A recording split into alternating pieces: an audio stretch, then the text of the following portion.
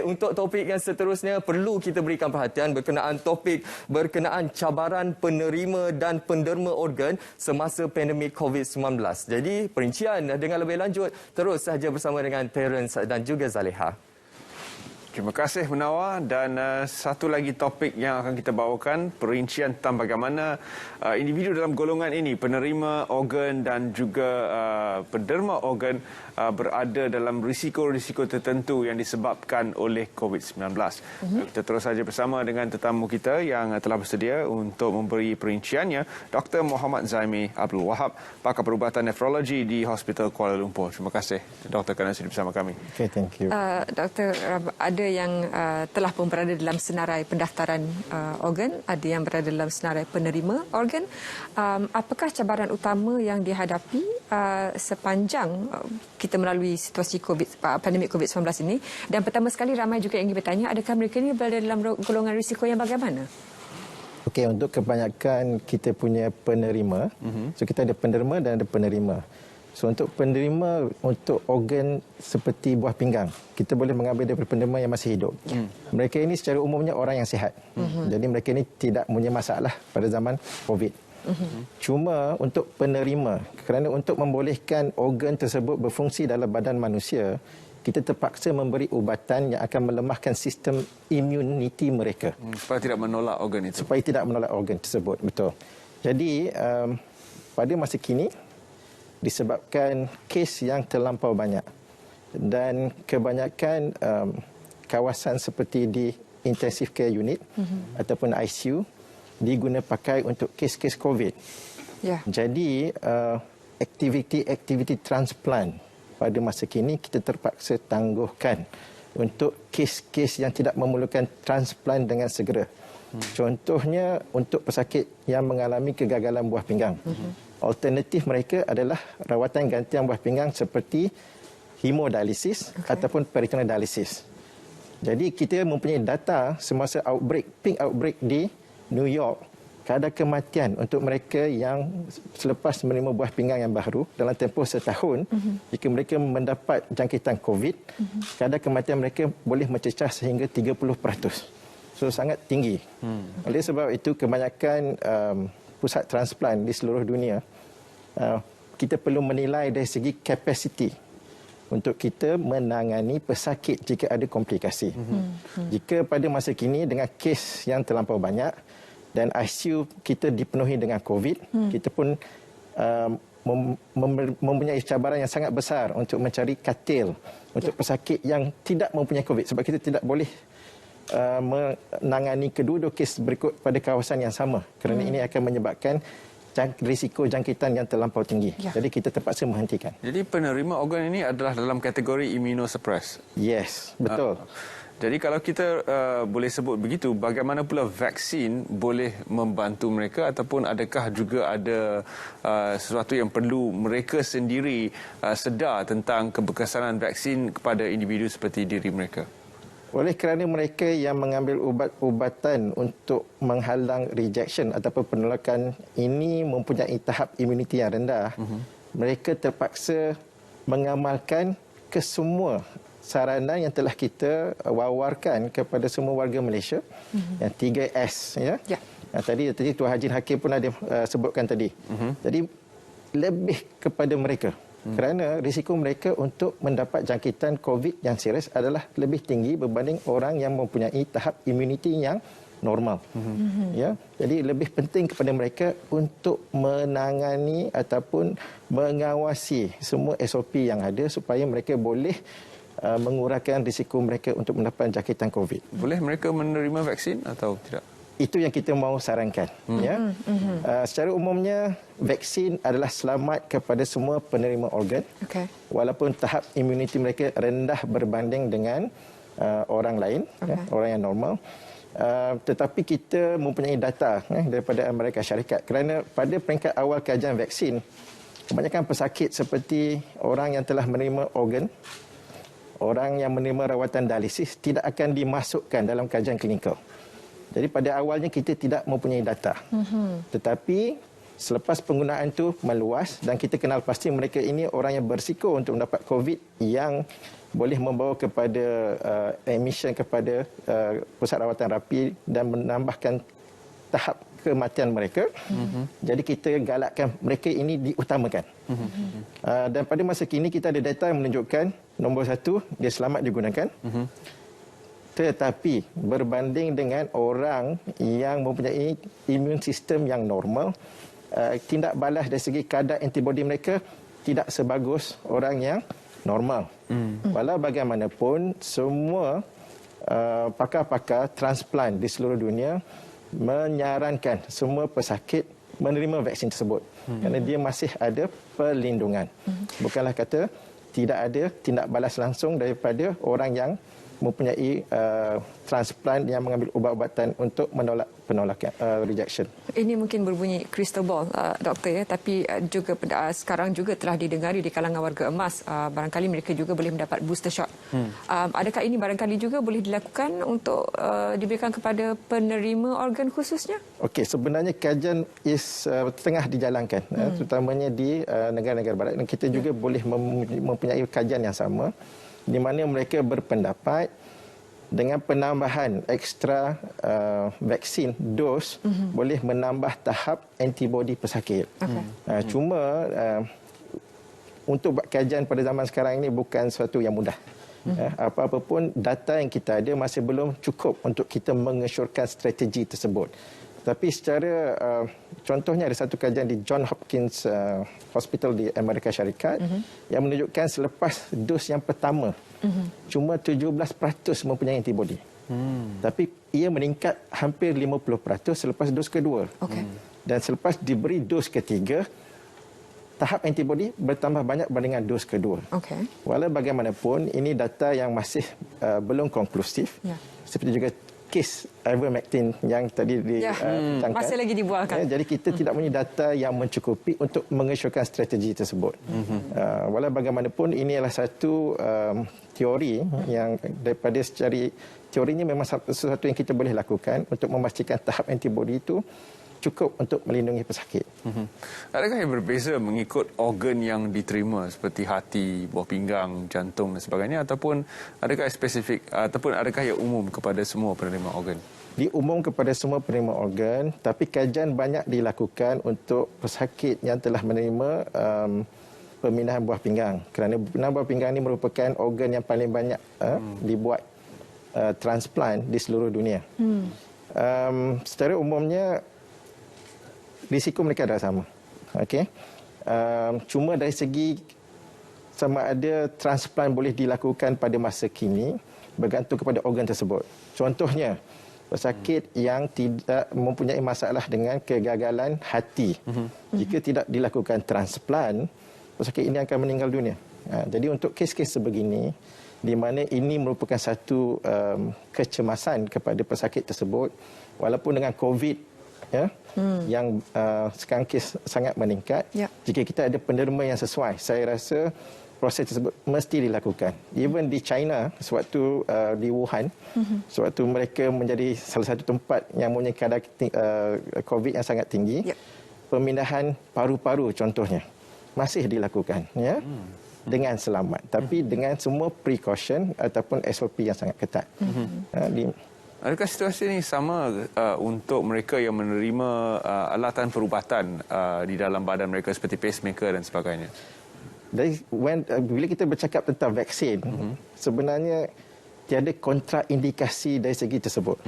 Bermaksud orang yang punya pacemaker, orang yang telah menerima transplant, memang mereka perlu mendapat vaksin. Dan bukanlah mereka tergolong dalam pesakit-pesakit yang tidak boleh menerima vaksin disebabkan kita risau tentang kesan sampingan vaksin tersebut. Dan dari segi senarai penerima dan juga penderma, apakah ada sebarang perubahan signifikan selama kita melalui situasi pandemik ini, kalau Dr. boleh kongsikan data yang ada setakat ini? Okey, pada masa kini bermula daripada bulan April, kita telah menghentikan segala aktiviti-aktiviti pendermaan organ dan transplant. Tetapi itu tidak terhad kepada promosi. So, promotional activity berterusan, tetapi untuk proses pengambilan organ ataupun pemindahan organ dihentikan terutama untuk kes-kes yang macam saya sebutkan tadi. Cuma jika kita ada penderma yang sesuai untuk kes-kes jantung, hati, dan semestinya kita perlu menilai kesesuaian untuk melakukan transplant tersebut pada ketika itu. Contohnya kita ada kes, kita dah mengambil semua langkah-langkah yang perlu untuk mengurangkan tahap risiko jangkitan kepada pesakit. Tapi pesakit balik ke rumah masih mendapat jangkitan di rumah kerana ada ahli keluarga yang positif COVID. Jadi ini sesuatu yang di luar kawalan kita. Sebab itu kebanyakan program transplant dia akan melihat kepada jumlah kes harian sebelum mereka membuat keputusan sama ada meneruskan program transplant atau tidak. Apakah ada kebolehan mereka pergi ke negeri yang fasa 2 barangkali? Fasa 2.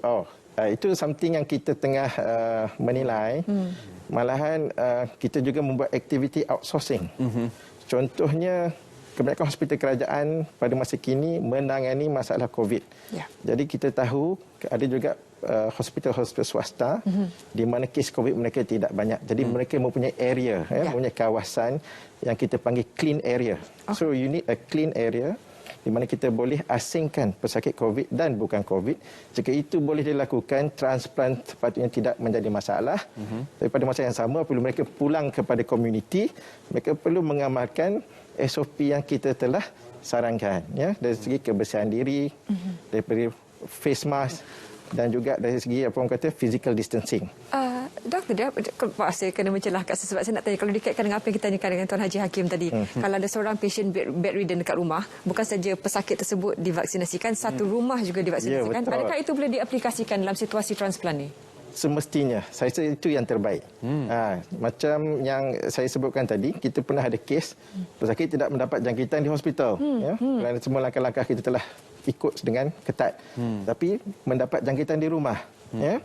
Jadi ini sesuatu yang kita cuba buat sekarang untuk semua bakal penerima dan juga penderma yang masih hidup untuk program buah pinggang kita, kita telah memberikan mereka vaksin.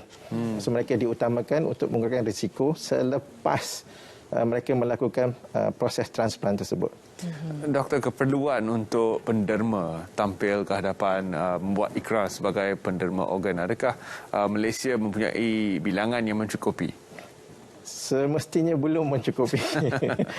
Sebenarnya kekurangan organ ini adalah satu masalah universal, bukan sahaja di Malaysia. Kerana kita mempunyai ramai orang yang mengalami kegagalan organ setiap tahun, tetapi bilangan penderma ada sangat sedikit. Dan kita kena faham, apabila kita berikrar, kebanyakan orang yang berikrar tak semestinya mereka akan menjadi penderma. Ini kita bercerita tentang pendermaan selepas kematian otak. Jadi kalau kesemua mereka ini, sebab kita tidak mahu sesuatu yang buruk menimpa kepada bakal pengikrar. Betul. Jadi kita mahukan mereka hidup dengan selamat, tetapi jika berlaku kemalangan contohnya, jadi mereka yang telah berikrar adalah lebih mudah untuk kita mendapatkan organ setelah berbincang dengan keluarga yang telah mengalami kematian otak tersebut. Dan untuk mereka yang telah berikrar, apakah mungkin nasihat doktor kepada mereka yang mungkin ada kerisauan, sekarang ni kalau saya menderma buah pinggang saya akan ada isu-isu tentang komplikasi disebabkan oleh COVID? Okey, untuk penderma, data daripada seluruh dunia telah membuktikan tiada penderma yang mengalami masalah COVID yang serius. Bermaksud ada kes di mana mereka telah mendermakan organ, contohnya satu daripada buah pinggang mereka mendapat jangkitan COVID, tapi mereka tidak tergolong dalam orang yang memerlukan bantuan pernafasan contohnya. Jadi COVID untuk mereka adalah sesuatu yang tidak serius dan tidak ada lagi penderma yang meninggal disebabkan COVID. Okey. Tapi mungkin satu perkara yang perlu saya sentuh di sini, untuk semua penerima organ yang telah mendapat suntikan vaksin disebabkan kadar antibodinya tidak sebagus orang yang tidak menerima organ atau memakan ubat anti-rejection, mereka masih perlu memastikan SOP ya, dipatuhi sentiasa. Kerana CDC ya di Amerika Syarikat mengesyorkan untuk orang yang telah menerima 2 dos vaksin, mereka tidak perlu lagi membuat physical distancing, social masking. Yang saya rasa yang tu tak betul. Alright, jadi untuk dan lebih lagi kepada orang yang menerima organ ya, untuk penerima organ, mereka ini lebih penting untuk mereka sentiasa mengamalkan apa yang kita sarankan supaya mereka tidak mendapat jangkitan. Bila doktor sebut tentang aktiviti promosi masih dijalankan, bagaimana setakat ini? Adakah mereka masih boleh mendaftar ataupun membuat ikrar menjadi penerima? Kita memang melakukan kempen-kempen ataupun promosi melalui platform seperti Facebook Live. Okey. Ya, itu kalau siapa yang follow kita punya Facebook Derma Organ, setiap hari Khamis kita memang mempunyai slot untuk di mana kita berbincang tentang proses pendermaan. Okey. Jadi untuk memberi lebih kesedaran kepada masyarakat umum. Jadi untuk mereka yang ingin berikrar, memang proses tersebut masih berjalan. Ya, sangat mudah. Mereka cuma perlu menulis saya ingin ikrar. Ya, kepada email kita iaitu ntrc@gov.my. Okey. Dan kaki tangan daripada Pusat Transplant Nasional akan menghubungi bakal pengikrar tersebut. Jadi aktiviti sentiasa berterusan. Okay. Malahan pada bulan Ogos nanti kita akan mempunyai kita punya minggu kesedaran penerimaan organ. Ya, pada pertengahan bulan Ogos. Jadi itu merupakan satu platform untuk kita memberikan kesedaran kepada semua masyarakat mengenai pentingnya penerimaan organ. Sekiranya ada di antara penerima dan juga penderma yang mungkin mempunyai persoalan tentang perkaitan COVID dan keadaan mereka, adakah terdapat talian untuk mereka hubungi bagi mendapat kepastian? Untuk kebanyakan penerima organ, mereka sudah pun di bawah rawatan susulan pusat transplant. Contohnya untuk buah pinggang di Hospital Kuala Lumpur ataupun Hospital Selayang. Okay. Jadi untuk mereka mendapatkan maklumat lanjut, talian kami sentiasa terbuka. Dan untuk bakal penerima atau pengikrar, jika ada apa-apa yang mereka rungsingkan, mereka juga boleh bertanyakan kepada kita Pusat Sumber Transplant Nasional. Ya. Jadi kedua-dua platform ini terbuka untuk mereka mendapatkan maklumat yang tepat. Ya, itu yang penting. Doktor, dari aspek seorang dalam bidang perubatan, pengamal perubatan, bagaimana krisis COVID-19 ini memberikan pengajaran dari segi kesediaan dalam bidang perubatan logistik hospital, sebab sekarang katil pun tak cukup, dan bila ada kes-kes pendermaan sebegini ini, ia terpaksa ditolak ke belakang ataupun kena move about lah, kena diadaptasikan dengan situasi sekarang. Dalam aspek pendermaan organ pula, apa antara barangkali boleh diperbaiki ataupun ditambah dari segi fasiliti supaya apa juga yang berlaku, unit itu masih lagi boleh beroperasi? Okey, bagi saya apa yang saya impikan ialah supaya kita mempunyai dedicated unit ya untuk transplant. Contohnya pada masa kini untuk pembinaan buah pinggang, contohnya kita berkongsi antara nefrologi dan urologi. Okey. Jadi kita tidak mempunyai kawasan yang khusus untuk kita memasukkan pesakit jika memerlukan kemasukan ke hospital contohnya. Jadi kita masih berkongsi kawasan. Jadi jika kita mempunyai kawasan kita sendiri, ya, di mana you have control over that area, jadi senang kita untuk kita pastikan program kita tak terganggu. Problem sekarang kebanyakan hospital kerajaan menjadi hybrid hospital.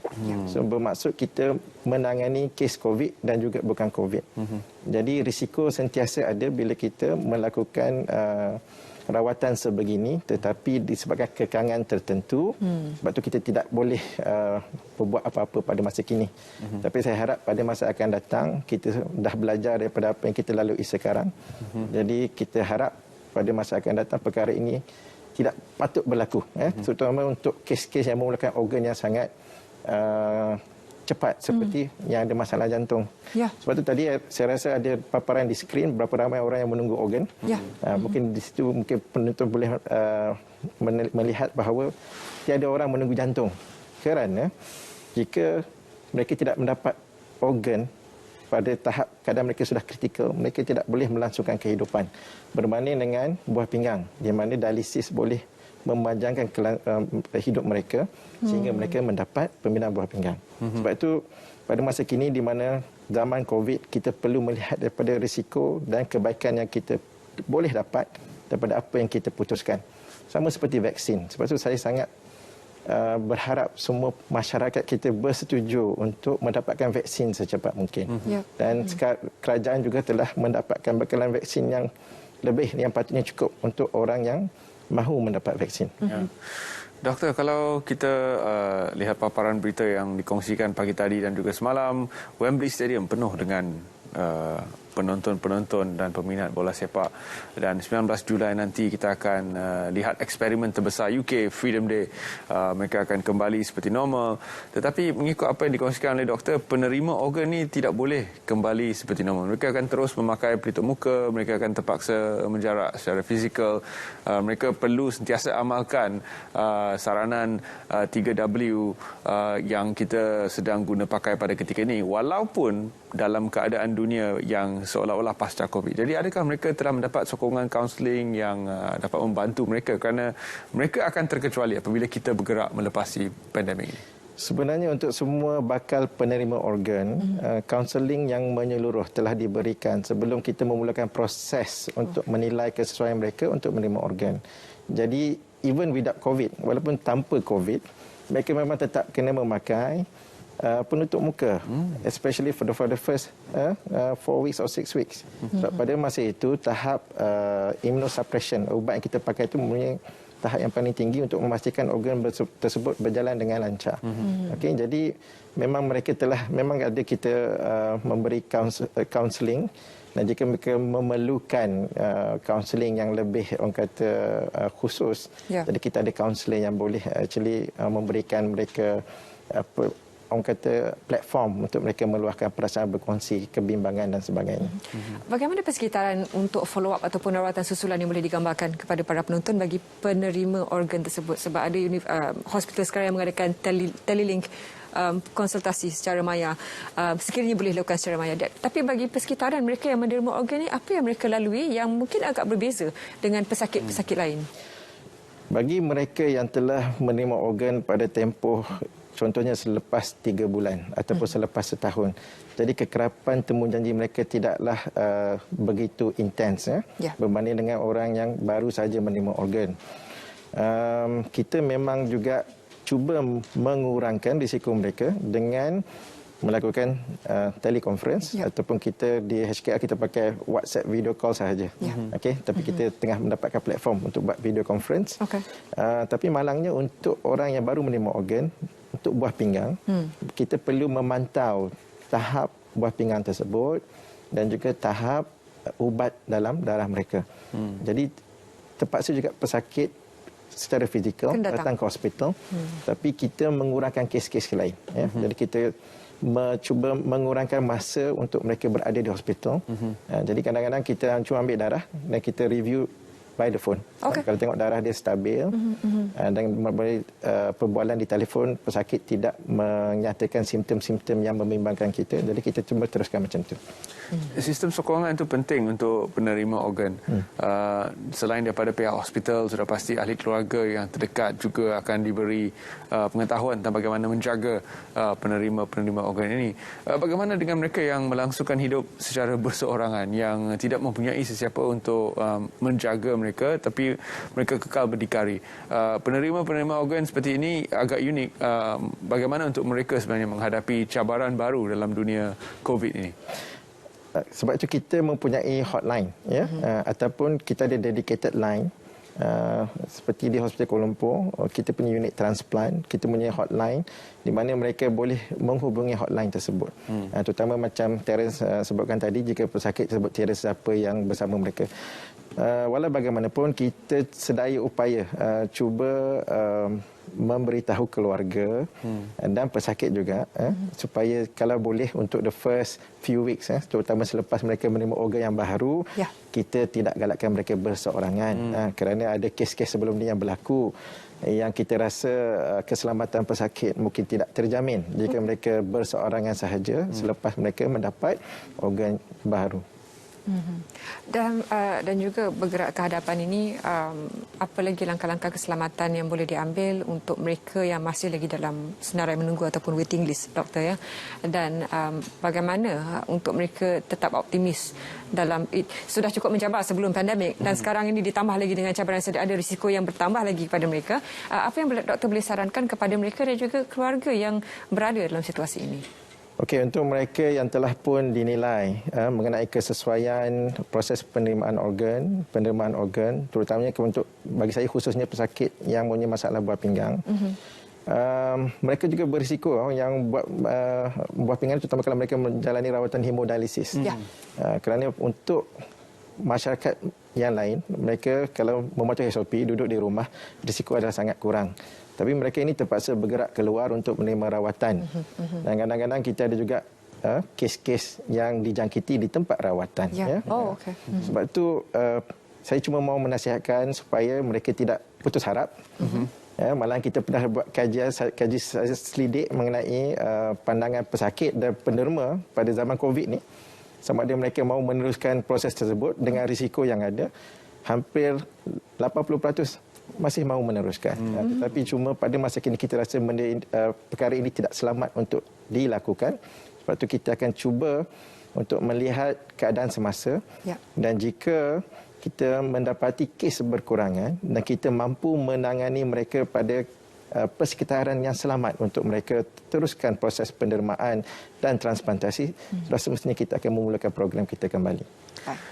Doktor, di ruangan dan kesempatan ini mungkin kita boleh juga promosikan ikrar sebagai penderma kepada rakyat Malaysia supaya ada yang tampil ke hadapan untuk membuat ikrar tersebut. Bukan seperti kata doktor, kita ingin sesuatu berlaku kepada mereka, tetapi mereka ini boleh membantu individu-individu yang sangat memerlukan organ-organ tersebut. Silakan doktor. Jadi kita perlu faham, banyak organ yang boleh didermakan. Jadi tiada organ maka tiada proses transplantasi. Bermaksud untuk mereka yang sangat berharap untuk meneruskan kehidupan dengan organ yang baru tidak akan dapat melangsungkan kehidupan mereka. Dan untuk mereka yang menjalani rawatan dialisis, kebanyakan pesakit saya, kebanyakan mereka tidak faham. Mereka berpandangan transplant ini adalah merupakan rawatan terakhir selepas dialisis bermasalah. Bukan itu. Selagi cepat kita melakukan proses transplantasi adalah lebih bagus. Kerana bila kita meneruskan rawatan dialisis, komplikasi-komplikasi disebabkan rawatan dialisis yang terlampau lama akan boleh menyebabkan mereka tidak boleh mendapat transplantasi pada masa akan datang. Jadi kepada semua rakyat Malaysia, saya berharap mari kita berikrar. Saya juga seorang pengikrar. Saya harap Terence dan Zaliha sudah berikrar. Jadi kita boleh membantu, memberi anugerah kehidupan kepada pesakit yang amat-amat memerlukan. Dan juga pastikan anda menjaga anatomi dan juga anggota, gaya hidup yang sihat. Untuk nak berbudi kepada orang, kena berbudi kepada diri sendiri dulu. Betul. Terima kasih doktor kerana sudi bersama kami pagi ini. Dr. Muhammad Zaimi Abdul Wahab, pakar perubatan nefrologi Hospital Kuala Lumpur.